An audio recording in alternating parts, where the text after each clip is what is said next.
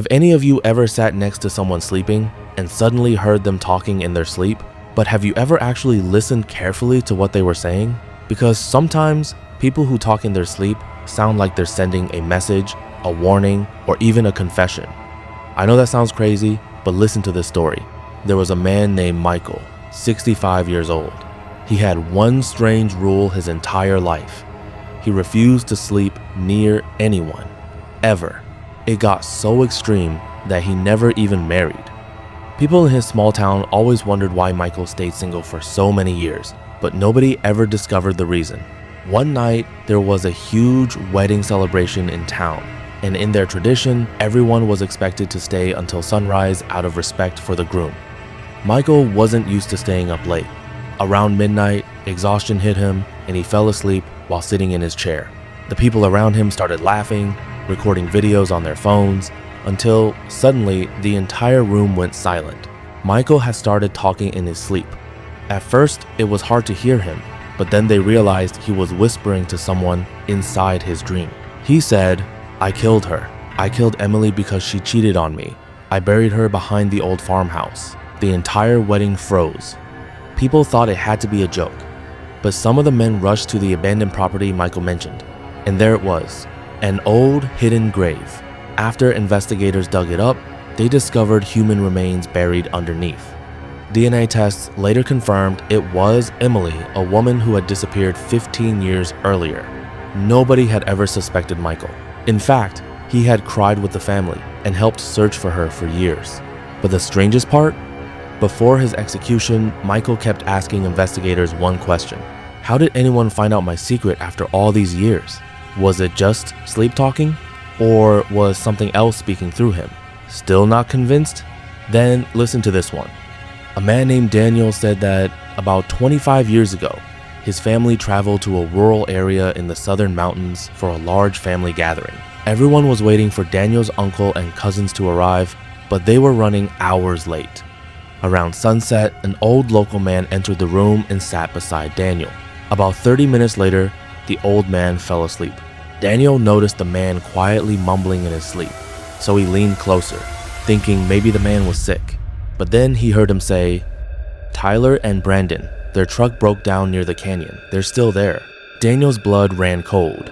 The old man had just spoken the exact names of his cousins, people he had never met before. Even stranger, he somehow knew the exact road they had taken. Daniel immediately told his family, and several trucks drove out searching for them.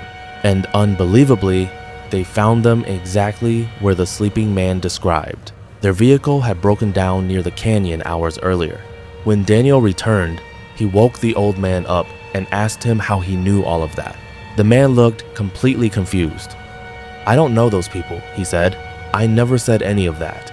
And everyone in town swore the old man was honest and trustworthy. Some locals later claimed the canyon was known for strange paranormal stories, and if Daniel's family had remained there overnight, something terrible might have happened to them. So, who was really speaking? And why? Still think it's fake? Then hear this. In 2002, a group of students went on a camping trip in the mountains. After lunch, some of the guys took a short nap before moving camp lower into the valley for the night. One of the students, a very quiet and religious guy, suddenly started talking in his sleep. He kept saying, "When will the flood arrive? Should we move the tents? The water is coming." The others laughed at him and called him paranoid, but the student later woke up and denied dreaming about anything. About an hour later, a massive flash flood rushed through the valley they had planned to camp in. If they had gone there earlier, they probably would have died. And to this day, nobody knows where that warning came from. Another man, named Victor, owned a small apartment complex. One night, his receptionist rented a room to a group of suspicious-looking young men. Victor immediately felt something was wrong about them, but it was too late because they had already paid cash for several nights. That evening, Victor went home and fell asleep. In his dream, he was walking behind the apartment building when suddenly a white van pulled up beside him. Masked men jumped out, grabbed him aggressively, and shoved him inside the van. Then one of them said, "We're narcotics officers. We need to test your blood." Victor woke up terrified. At that exact moment, he noticed dozens of missed calls from the receptionist. When he rushed back to the building, the entire place was in chaos. A white van had arrived only minutes earlier. Armed narcotics officers stormed the apartment and arrested the group staying there. The men turned out to be wanted drug traffickers. And finally, the strangest story of all. A man named Marcus used to drive long distances alone at night between northern states and the capital city. One winter night, he stopped at a gas station and met an elderly man asking for a ride. Marcus usually never picked up strangers, but the old man looked exhausted and freezing, so he agreed. During the drive, the old man fell asleep. A few minutes later, he began speaking softly in his sleep. "Don't stop at exit 50 tonight. The gas station will burn. People are going to die there." Marcus felt chills run down his spine, especially because exit 50 was the exact gas station he always stopped at during every trip.